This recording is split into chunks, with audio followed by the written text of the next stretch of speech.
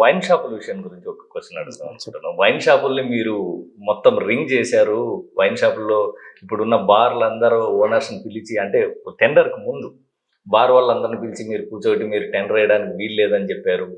ఆ మధ్య బాగా ఆడియో కూడా ఒకటి వైరల్ చేశారు వీళ్ళు. మీరు చెప్తున్నట్టనో లేకపోతే బెదిరించారు, మా ఎవరు వేయడానికి లేదు బిడ్డు అని.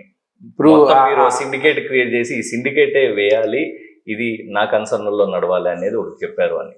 మీకు ఫిగర్స్ చెప్తా. యాక్చువల్గా అనంతపురం అర్బన్లో దాదాపు 1300 అప్లికేషన్లు ఉన్నాయి. మీరు జిల్లాలో మిగతా కాన్స్టిట్యున్సీలు తీసుకోండి, ఎన్ని ఉన్నాయో. కొన్ని చోట్ల 20, కొన్ని చోట్ల 30. నేను రింగ్ చేసింటే, లేదు నేను మాట్లాడింటే 1300 అప్లికేషన్లు పడవు కదా. కొన్ని చోట్ల మాట్లాడిన చోట ఎన్ని పడినాయి, ఎక్కడ 100 కానీ దాటలేదు మిగతా జిల్లాలు కానీ నా అర్బన్ కాన్స్టిట్యున్సీ వరకు 1300 చిల్లర దాదాపు 26 కోట్లు ఓన్లీ అప్లికేషన్ ద్వారానే రెవెన్యూ వచ్చింది. నేను నిజంగా పని చేసింటే అంత వచ్చేది కాదు కదా.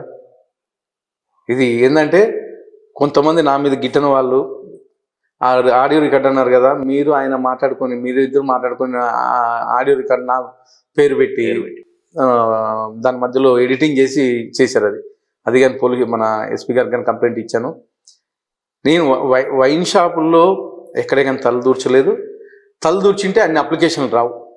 మీకు ఇప్పుడు 10% 15% ఇది వేరే నియోజకవర్గాల్లో వసూలు చేసుకుంటున్నారు వచ్చిన వాళ్ళ దగ్గర నుంచి, అంటే ఎవరికైతే బిడ్లో గెలిచారో వాళ్ళు. మీరు కూడా అలా ఏమన్నా ఉందా? అసలు నేను వైన్ షాప్ గురించి ఆలోచించట్లేదండి. నాకు ఉండే బిజినెస్ చాలా ఉన్నాయి. వైన్ షాప్లు అనేది నాకు ఇది చాలా, అంటే మా కార్యకర్తలు చేసుకుంటున్నారు. నేను దాంట్లో తలదూర్చే పరిస్థితిలో లేను. కార్యకర్తల కోసమే, మీకోసం అని కాదు. మీ కార్యకర్తలు మిమ్మల్ని, మీకు బాగా సపోర్టర్స్ కోసం ఒక ఈ రింగ్ చేశారు. ఇది రింగ్ లేదండి, అదే నేను చెప్తున్నాను కదా. రింగ్ చేసింటే అంత ఆదాయం రాదు కదా. అంటే మా జిల్లాలోనే హైయెస్ట్ అనంతపురం అర్బన్లో అప్లికేషన్లు పడినాయి. నేను నిజంగా రింగ్ చేసింటే అన్ని అప్లికేషన్లు రావు కదా.